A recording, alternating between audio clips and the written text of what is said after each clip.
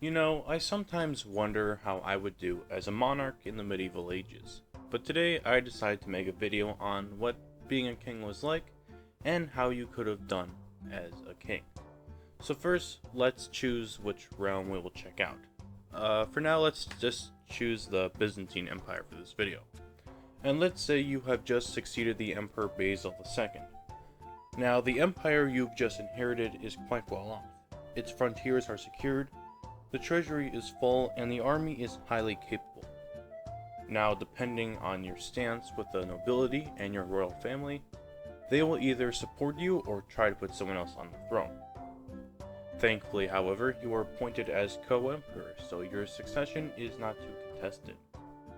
Now, it's important to know as emperor, your day-to-day schedule will always include discussing with nobles and royal family about several things, like politics, religion, and disputes amongst certain peoples. So it's best to be charismatic and appealing to as many people as possible. Otherwise, they might try to get rid of you and do any one of these horrifying things to get rid of you, like blinding you, cutting your nose off, or just straight up leaving an angry mob to beat the shit out of you. Same time, moreover, you must keep them in check and make sure they know who's boss. This should be an important issue to always keep an eye on. So let's say you're in the capital city of the empire, Constantinople, chilling with a guy, going to town with the flute, and eating with your royal family and friends. But then news comes in. Some governors in the eastern lands are beginning to fight and have quarrels with each other. What do? Arresting them seems reasonable, or maybe separate them to keep their talents in check, but that's up to you. It's important to know that even the tiniest of decisions might affect your popularity. As you order them to go do whatever, being a king also means traveling throughout your empire if you want to boost your popularity. From the Balkans to the Caucasian mountains, your realm stretches with many different peoples living in your empire, like Bulgars, Arabs, Greeks, and Armenians, just to name a few. As mentioned, it's important to try to appeal as many people to make your image stand out.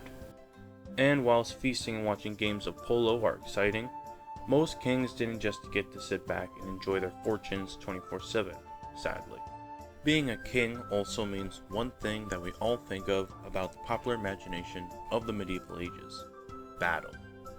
Now, sadly, as well, wars were not always epic pitched battles of heavy knights clashing with their swords, lances, maces, etc.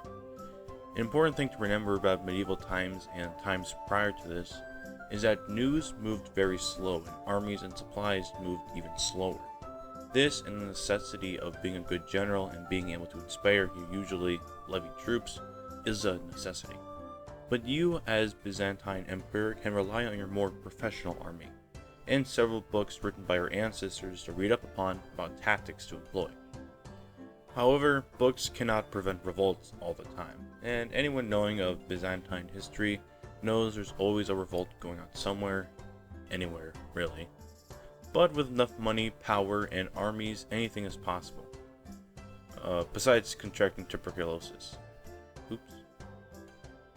So now you lay in your deathbed, having no heirs, and the nobles keep constantly asking you who should succeed if you are to pass away. Now, keep in mind you can barely think straight with throwing up blood and sweating like crazy at some moments, but you ultimately choose your brother to succeed, and that to be the final decision. But to be honest, he does not know much, and he is pretty incompetent with any sense of administration. And that is a bold summarization of what being a king was like, at least here in the Byzantine Empire on this time. Thanks for watching. If you enjoyed, I'd really appreciate any support to the channel. Anyways, stay epic, and I will see you all later.